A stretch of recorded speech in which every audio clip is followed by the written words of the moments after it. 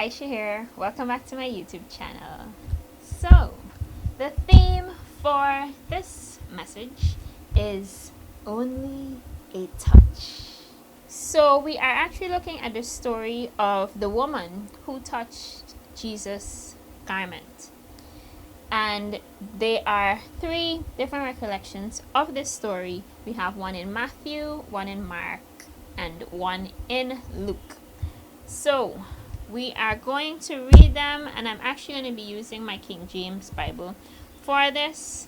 So we're going to read each of them, and then we're just going to talk about it. So in Matthew 9, from verses 20 to 22, it says, "And behold, a woman which was diseased with an issue of blood 12 years came behind him, and touched the hem of his garment. For she said within herself, If I may but touch his garment, I shall be whole. But Jesus turned him about, and when he saw her, he said, Daughter, be of good comfort, thy faith had made thee whole. And the woman was made whole from that hour." Yeah, Mark 5 from verses 25 to 34. And it says, "And a certain woman, which had an issue of blood 12 years, and had suffered many things of many physicians, and had spent all that she had, and was nothing better, but rather grew worse, when she had heard of Jesus, came in the press behind, and touched his garment. For she said, If I may touch but his clothes, I shall be whole. And straightway the fountain of her blood was dried up, and she felt in her body that she was healed of that plague. And Jesus, immediately knowing in himself that virtue had gone out of him, turned him about in the press, and said, Who touched my clothes? And his disciples said unto him, Thou seest the multitude thronging thee, and sayest thou, Who touched me? And he looked round about to see her that had done this thing. But the woman, fearing and trembling, knowing what was done to her, came and fell down before him, and told him all the truth.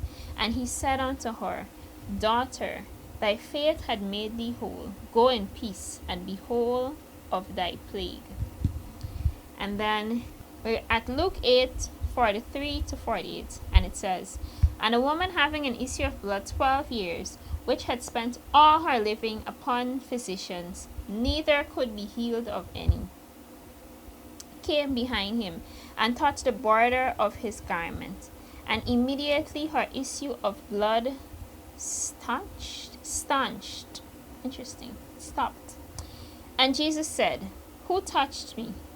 When all denied, Peter and they that were with him said, Master, the multitude throng thee, and press thee, and sayest thou, Who touched me?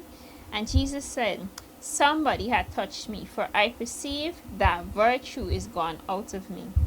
And when the woman saw that she was not hid, she came trembling and falling down before him. She declared unto him before all the people for what cause she had touched him, and how she was healed immediately. And he said unto her, Daughter, be of good comfort. Thy faith had made thee well. Go in peace." Go in peace. I love the addition of detail that we see in Mark and Luke as compared to Matthew. In Matthew, it seemed as if this woman had easy access to Jesus, that she just touched him, and he turned around and saw her right away. But when we read Mark and Luke, we understand that Jesus was actually walking through a crowd of people. And I just found it funny. And I could imagine his disciples' face. Imagine you're walking through a crowd. Everybody jamming, because it's a crowd. Everybody jamming, you're feeling a touch here and a touch here and a touch there. And boss man can turn around and look at them and be like, who just touched me. That man is like, bro, we're in a crowd. Everybody is pressing on you. What do you mean who touched you? And at least we understand better. We get to see a better picture in Mark and in Luke that it wasn't just any ordinary touch like a jam. It was one that would have caused some power to have left his body to heal this woman. You know, it's that kind of touch, and that's a special kind of touch. And the thing is,